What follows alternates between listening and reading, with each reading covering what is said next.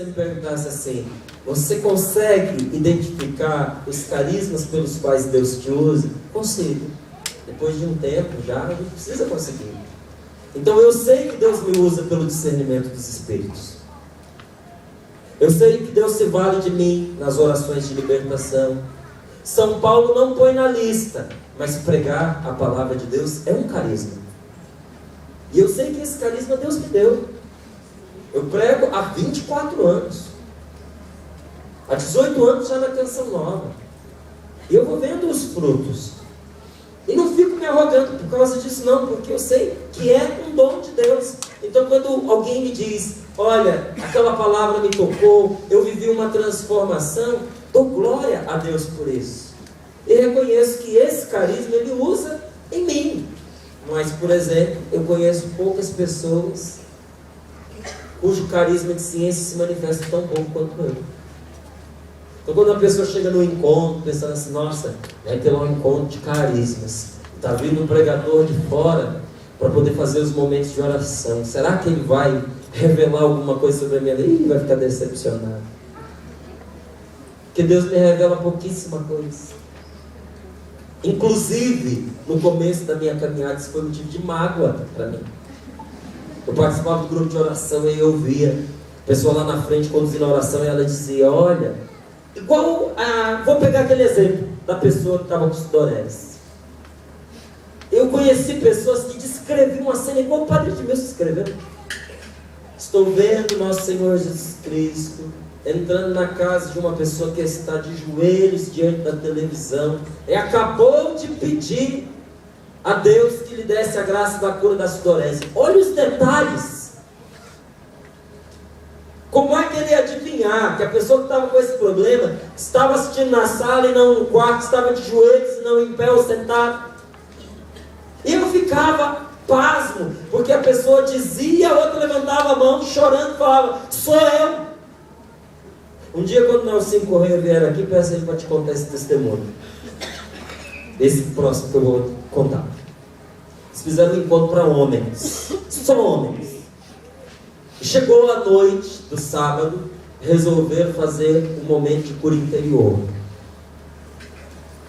Aí, no momento da cura interior, não lembro se foi ele ou se foi o Júlio Brebal, começou a dizer: nosso Senhor está tocando em você, que nesse momento de oração ainda sofre, porque você acredita que matou uma pessoa numa noite de chuva, numa encruzilhada nessa cidade, e começou a descrever o lugar.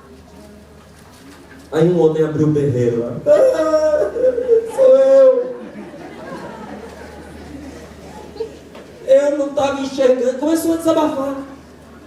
Era noite, eu estava cansado, eu não conseguia enxergar direito. A pessoa saltou na frente do carro. Tentei frear, mas estava chovendo. Eu bati na pessoa. E apavorado como eu fiquei, eu fugi. E até hoje eu trago no meu coração remorso, se eu poderia ou não ter salvado aquela pessoa. Aí uma outra pessoa que estava na assembleia levantou a mão e disse: eu posso ser. Essa pessoa que você acha que matou está viva. Foi um fulano, foi numa época assim, foi. Então é meu amigo. Até hoje ele xinga a pessoa que bateu nele no carro. Aí aquela marmanjada toda. É bonito um monte de homem chorando. Você fica ver. Meu querido, se depender de mim, que você ouvir uma palavra de ciência, você está feito. Porque não é o meu carisma. Então eu ia rezar e eu perguntava para Deus: Senhor, por que para uns o Senhor dá essas imagens, essas revelações, e para mim o Senhor não dá nada? Eu vi a pessoa chegar no grupo de oração, abrir a Bíblia, aí saía aquela palavra maravilhosa, que entrava na alma da outra. Parecia que a palavra era a resposta para a situação que a outra estava vivendo. Igual um testemunho que eu conto. Dúvida foi rezar por um homem. Eu vou retomar esse testemunho depois com mais detalhes. O homem queria emprestar um dinheiro para a Canção Nova. Dunga sentiu que não deveria pegar aquele dinheiro e disse para ele, falou, olha, eu sei que o senhor quer emprestar, Canção Nova precisa, mas eu acho que o senhor deve usar esse dinheiro para as coisas da sua família. O homem ficou bravo, porque a esposa queria pegar o dinheiro para comprar uma casa e ele não queria. Então, quando o Dunga remeteu para a família, estava remetendo para essa situação. Aí ele deu as desculpas, ficou nervoso. A Dunga falou, tá bom, mas vamos fazer o seguinte, sou um homem de Deus, vamos rezar. Rezar. Vira para ele e diz, olha, eu continuo tendo no meu coração essa clareza de que esse dinheiro o senhor deve usar para a sua casa. E como o homem não cedesse, Dunga vira para ele e diz assim, vamos fazer o seguinte, vamos abrir a Bíblia. Vamos pedir a Deus que nos dê a resposta agora, pela Sagrada Escritura. Pode ser que Deus nos ilumine a partir de uma palavra.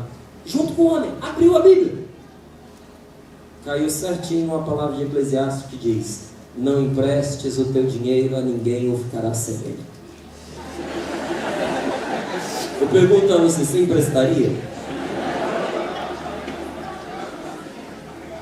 Pois o bendito saiu dali revoltado, não emprestou para a Canção Nova, emprestou para outro.